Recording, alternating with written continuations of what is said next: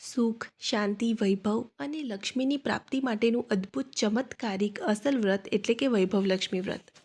તો ચલો આજથી શરૂઆત કરીએ વૈભવલક્ષ્મી વ્રતની કથાની. એક ઘણું મોટું શહેર હતું. આ શહેરમાં લાખો માણસો રહેતા હતા. પહેલાંના જમાનામાં માણસો એકબીજાની સાથે રહેતા અને બેસતા, પણ નવા જમાનાના માણસોનો સ્વભાવ ખૂબ જ જુદો છે. આ શહેરના માણસો સૌ પોતપોતાના કામમાં ગુલતાન હતા. કુટુંબના માણસોને પણ કોઈની પડી ન હતી. ભજન કીર્તન, ભક્તિ, પરોપકાર, દયા, માયા આવા સંસ્કાર ઓછા થઈ ગયા હતા. શહેરમાં બદીઓનો પાર ન હતો.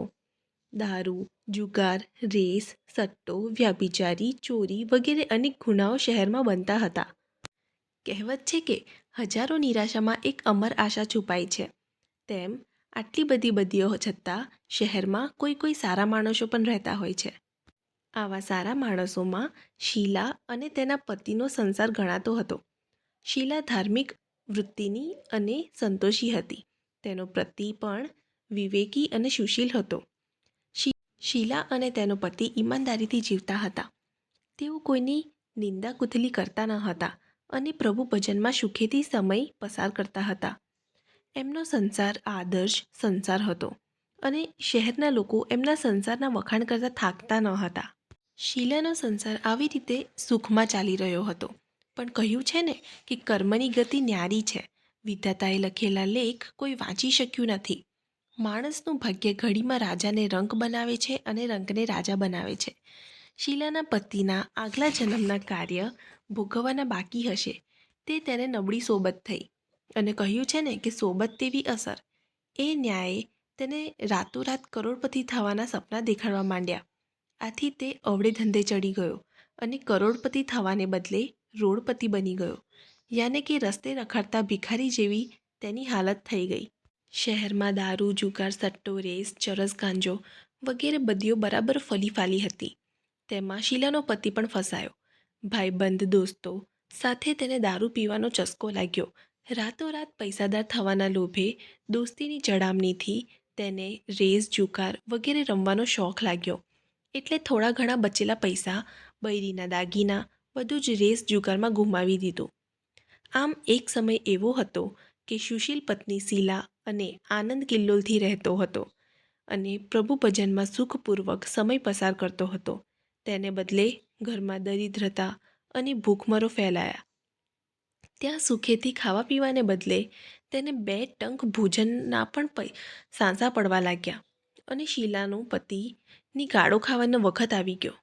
શીલા તો સુશીલ અને સંસ્કારી સ્ત્રી હતી. તેને પતિના વર્તનથી ખૂબ દુઃખ થયું, પણ તે ભગવાન ઉપર ભરોસો રાખીને મોટું મન કરીને દુઃખ સહન કરવા લાગી. કહ્યું છે ને કે સુખ પછી દુઃખ અને દુઃખ પછી સુખ આવે જ છે. એટલે દુઃખ પછી સુખ આવશે જ એવી શ્રદ્ધા સાથે પ્રભુ ભક્તિમાં લીન રહેવા લાગી. આવી રીતે શીલા અસહ્ય દુઃખને સહન કરતાં કરતાં પ્રભુ ભક્તિમાં દિવસો પસાર કરતી હતી. ત્યારે એક દિવસ બપોરે તેને બારણે આવીને કોઈ ઊભું રહ્યું. શીલા તો વિચારવા લાગી કે મારું તો દુઃખી અને દરિદ્રનું ઘર છે. મારે ત્યાં આવે કોણ આવ્યું હશે?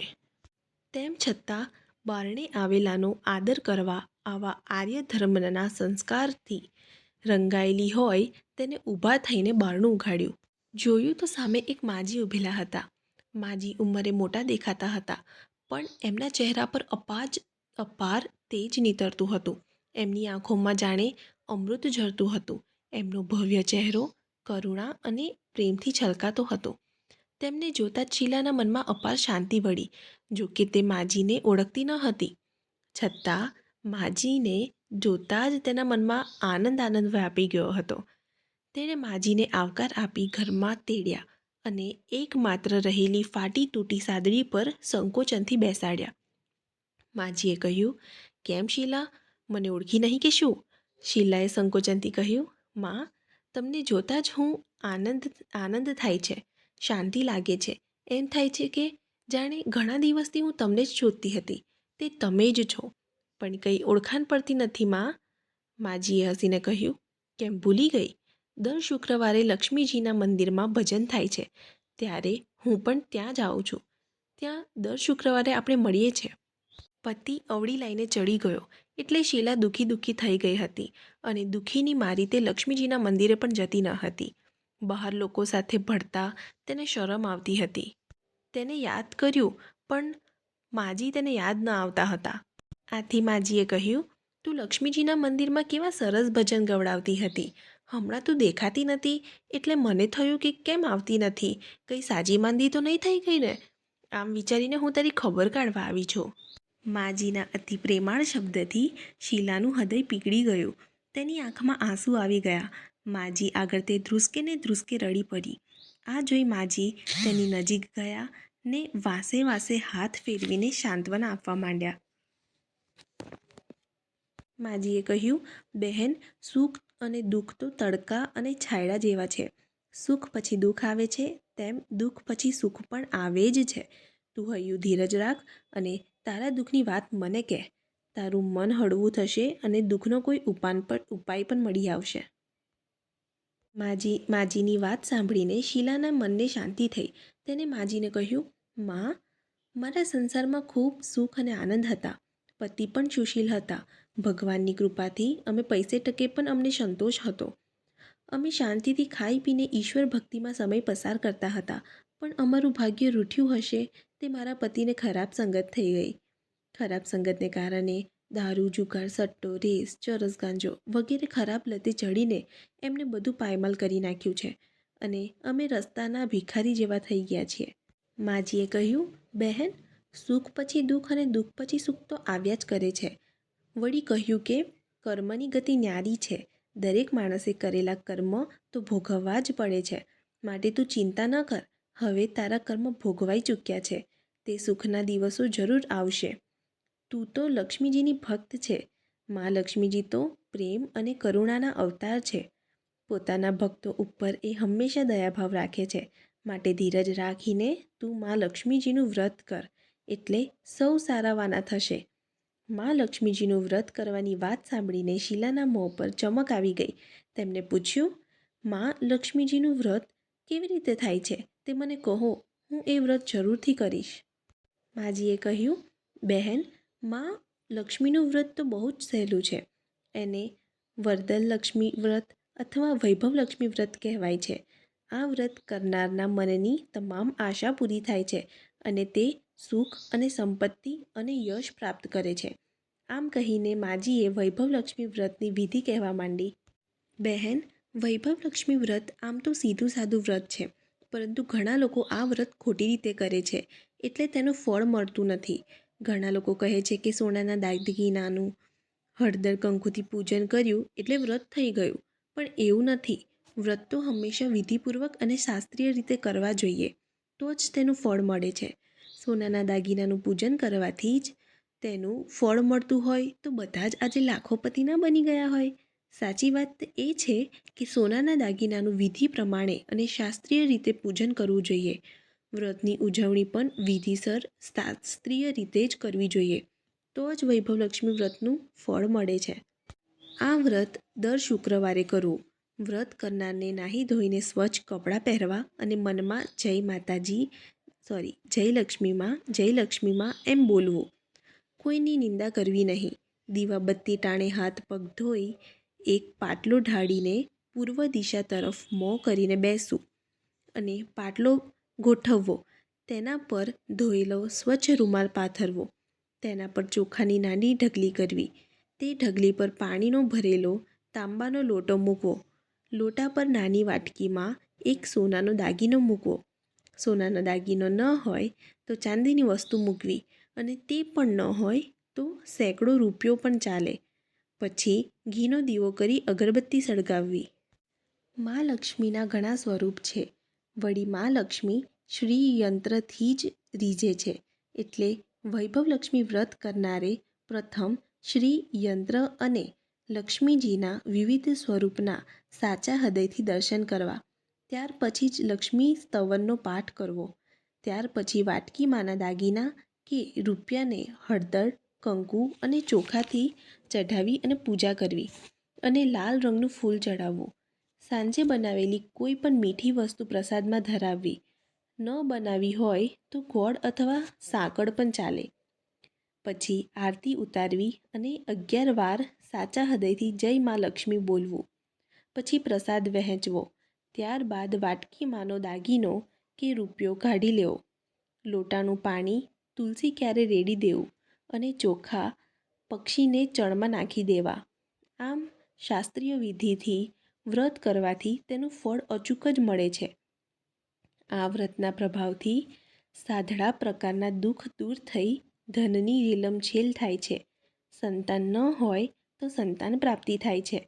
સૌભાગ્યવતી સ્ત્રીનું સૌભાગ્ય અખંડ રહે છે. કુંવારી કન્યાના કોડ પૂરા થાય છે. શીલા આ સાંભળી ખુશ થઈ ગઈ. પછી પૂછ્યું, માં, તમે મને વૈભવલક્ષ્મી વ્રતની વિધિ બતાવી તે હું જરૂર કરીશ, પરંતુ આ વ્રત કેટલી વખત કરવું તથા તેનું ઉજવણું કેવી રીતે કરવું તે કૃપા કરીને મને જણાવો. માજીએ કહ્યું, ઘણા લોકો કહે છે કે આ વ્રત ગમે તેમ કરવું, પરંતુ એ વાત સાચી નથી. વૈભવલક્ષ્મી વ્રત માં લક્ષ્મી વ્રત છે. એ 11 કે 21 શુક્રવાર સુધી કરવાનું હોય છે. આપણે જેટલા શુક્રવારની માનતા માની હોય તેટલા શુક્રવાર આ વ્રત કરવું. વ્રતના છેલ્લા શુક્રવારે શાસ્ત્રીય વિધિ પ્રમાણે વ્રતનું ઉજવણું કરવું. ઉજવણામાં છેલ્લા શુક્રવારે દર શુક્રવારે કરીએ છીએ તેમ જ વ્રતની પૂજન વિધિ કરી નાળિયેર વધેરવું, પણ તે દિવસે ખીરનો જ પ્રસાદ ધરાવવો. તે પછી 7 કુંવારી કે સૌભાગ્યવતી બહેનોને કંકુનો ચાંદલો કરી વૈભવલક્ષ્મી વ્રતની એક ચોપડી ભેટ આપવી અને ખીરનો પ્રસાદ આપવો. પછી ધનલક્ષ્મી સ્વરૂપ માતાની છબીને વંદન કરવું. મા લક્ષ્મીનું આ સ્વરૂપ વૈભવ અપાવનારું છે. વંદન કર્યા પછી મનોમન પ્રાર્થના કરવી કે હે મા ધનલક્ષ્મી, મેં સાચા હૃદયથી તમારું વૈભવલક્ષ્મી વ્રત કર્યું છે, તો માતાજી અમારું કલ્યાણ કરજો, અમારી મનની વાત પૂરી કરજો. ધન વગરનાને ધન દેજો, સંતાન વગરનાને સંતાન દેજો અને સૌભાગ્યવતીનું સૌભાગ્ય અખંડ રાખજો. કુંવારીના કોડ પૂરા કરજો. તમારું વ્રત કરનારનું ગયેલું સુખ પાછું આપજો અને એમને સૌને સુખી રાખજો. આમ બોલી માં લક્ષ્મીજીના ધનલક્ષ્મી સ્વરૂપને વંદન કરવું અને આંખે આંચકા લેવી.